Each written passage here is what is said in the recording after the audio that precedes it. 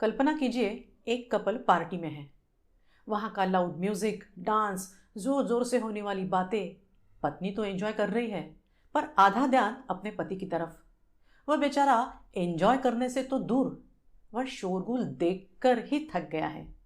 और उसे बेचैन देखकर पत्नी टेंशन में, मैंने कुछ गलत तो नहीं किया।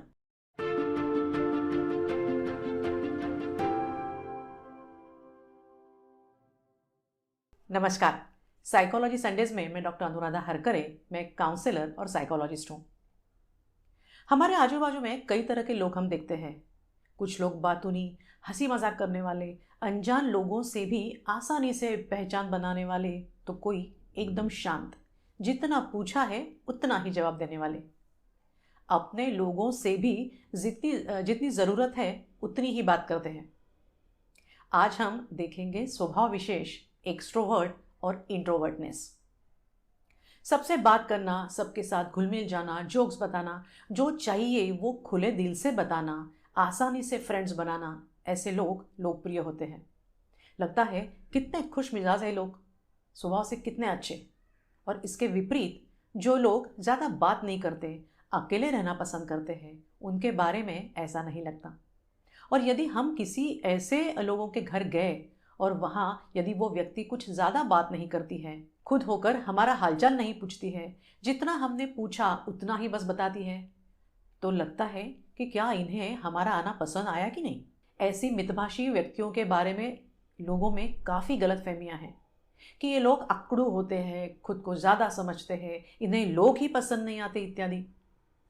इनकी कंपनी भी इतनी पसंद नहीं आती, पर असल में इन्हें बाकी लोग समझ नहीं पाते।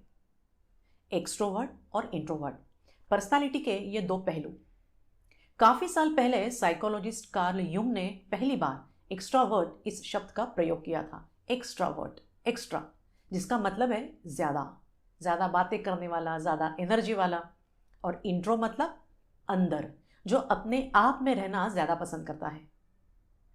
5 फैक्टर मॉडल के बिग 5 टेस्ट में ओशन या पर्सनालिटी टेस्ट का तीसरा फैक्टर एक्स्ट्रावर्शन।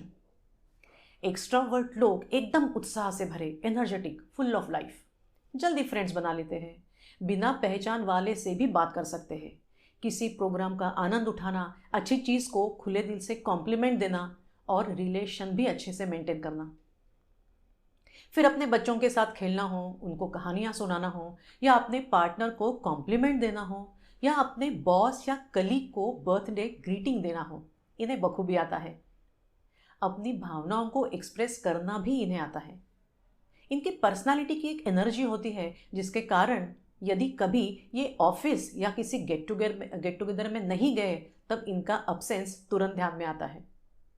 इसके अलावा जो इंट्रोवर्ट लोग हैं, प्रेजेंट होने के बावजूद इग्नोर हो जाते हैं। उनका प्रेजेंस अब्सेंस किसी को ज़्यादा फर्क नहीं करता, क्योंकि वैसे भी ये लोग शांत रहना पसंद करते हैं। ओवरऑल पॉजिटिव ट्रेट समझे जाने वाला ये जो एक्स्ट्रावर्शन ट्रेट है, मगर उसकी एक डाउन साइड भी है। इनका लगातार बातें करना बाकी लोगों को, खासकर इंट्रोवर्ट्स को, अननोइंग होता है। इसलिए यदि बहुत बातें करने वाली अपनी वाइफ को कभी उनका इंट्रोवर्ट हस्बैंड अभी थोड़ा शांत बैठो ऐसा कहता है, तो वाइफ ने बुरा नहीं मानना चाहिए, क्योंकि बातें तो वो करती है, पर सुनकर यही थक जाता है। एक बात और है कि उनका हमेशा बातें करना, हमेशा आगे आगे करना, खुद होकर किसी से मिलना, दूसरों को एप्पल पॉलिशिंग मतलब इम्प्रेशन जमाने जैसा लगता है। उन्हें लगता है कि ये लोग अटेंशन सीकर है, पर ऐसा नहीं होता। दरअसल एक्स्ट्रावर्ट लोग बाहरी दुनिया से एनर्जी लेते हैं, लोगों से बात करके खुद को रिचार्ज करते हैं, मोटिवेट करते हैं। इसलिए यदि ये लोग लंबे समय तक किसी से मिलेंगे नहीं, किसी से इनकी बात नहीं हो पाई, तो ये लोग निराश होते हैं, नाराज हो जाते हैं। पर कभी कभी तो दिन भर बात करके खुद ही थक जाते हैं। तीसरी नेगेटिव बात यह है, नेगेटिव मतलब डाउन साइड की बात यह है कि इनमें जो एक कॉन्फिडेंस होता है, इम्पल्सिवनेस होता है, वो कभी कभी ओवर कॉन्फिडेंस भी हो सकता है, और भावना वेग में ज़्यादा बेवजह की रिस्क भी ये ले सकते हैं। इनका सबसे महत्वपूर्ण नुकसान ये है कि ये लोग अपने जीवन में समाधान या खुशी के लिए दूसरों पर निर्भर रहते हैं। स्वाभाविक ऐसे लोग स्वाभाविक ही ऐसे लोग मार्केटिंग, सेल्समैनशिप या टीम वर्क में काम करना अधिक पसंद करते हैं। पर इसके विपरीत जिन लोगों का बिग 5 टेस्ट में एक्सट्रोवर्ट स्कोर कम आता है, वैसे लोग ज़्यादा बात करना पसंद करते ही नहीं, ना ही ज़्यादा लोगों से घुलना मिलना इन्हें पसंद है। इंट्रोवर्ट्स, जैसा नाम वैसा ही काम। बाहरी दुनिया से ज़्यादा इंटरनल वर्ल्ड के साथ जुड़ना इन्हें अच्छा लगता है। इसलिए भीड़, शोर शराबा, पार्टी, गाने, मस्ती ये लोग अवॉइड करना चाहते हैं। और कहीं गलती से सेंटर ऑफ अट्रैक्शन बन भी गए तो बहुत अनईजी लगता है इन लोगों को। कभी फंक्शन में गए, पार्टी अटेंड करके आए तो उन्हें कब अपने घर आकर अकेले एकांत में बैठकर खुद को रिचार्ज करे ऐसा लगता है। इसलिए जब कभी घर पर कोई ऐसी व्यक्ति है आपके, और कभी किसी प्रोग्राम के बाद वह यदि अकेले घर के आंगन में या बालकनी में बैठी हो तो उन्हें गलत मत समझे। या ऑफिस में कुछ मीटिंग अटेंड करने के बाद यदि कोई अपना मितभाषी सहकारी अकेले ही अपना टिफिन खोल के खाने लगता है तो ऐसा ना समझो कि उनका मूड नहीं है, बल्कि उस समय वो लोग खुद को खुद में एनर्जी लाने का काम करते रहते हैं। देखा जाए तो किसी के चक्कर में न पड़ने वाले ये लोग, मतलब इंट्रोवर्ट्स, इन लोगों से दूसरों को कोई दिक्कत नहीं होनी चाहिए, फिर भी इनके बारे में बहुत गलतफहमियां होती है। एक तो लोगों को ये लगता है कि इन्हें सोशल एंग्जाइटी है, मतलब ये लोग दूसरों के साथ बोलने से डरते हैं, इन्हें लोग ही पसंद नहीं हैं, या ये लोग दुखी होते हैं। पर ऐसा नहीं है। ये लोग बहुत सारे सुपरफिशियल फ्रेंड्स के बजाय गिने चुने 2-4 ही फ्रेंड्स रखना पसंद करते हैं, और उनके साथ उनकी डीप फ्रेंडशिप भी होती है। पार्टी भी करेंगे पर एकदम अपने सिर्फ खास दोस्तों के साथ। यदि हस्बैंड वाइफ दोनों भी इंट्रोवर्ट है तो एक दूसरे के बाजू में बैठकर दोनों भी अपने किताबें पढ़ रहे हैं और एंजॉय कर रहे हैं, ऐसा भी होता है। पर देखने वालों को लगता है इनका झगड़ा तो नहीं हुआ, बात नहीं कर रहे।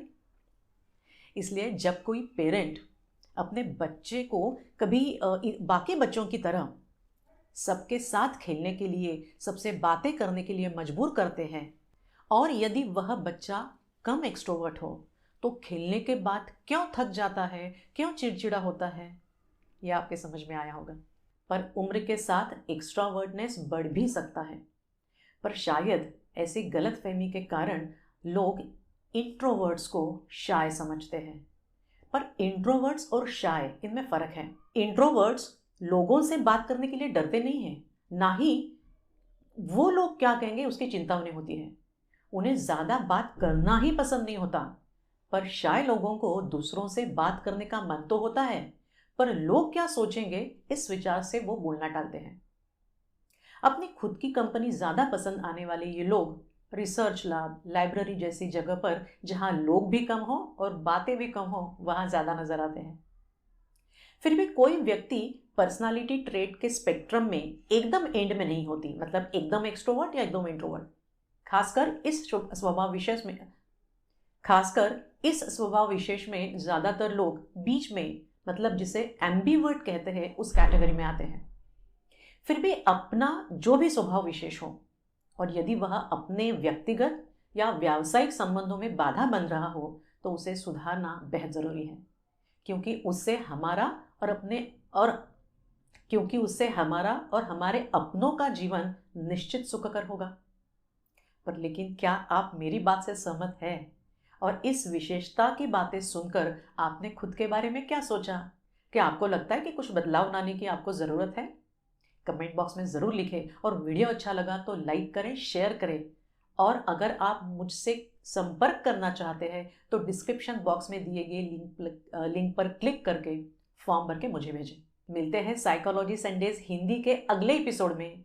So stay tuned and thanks for watching.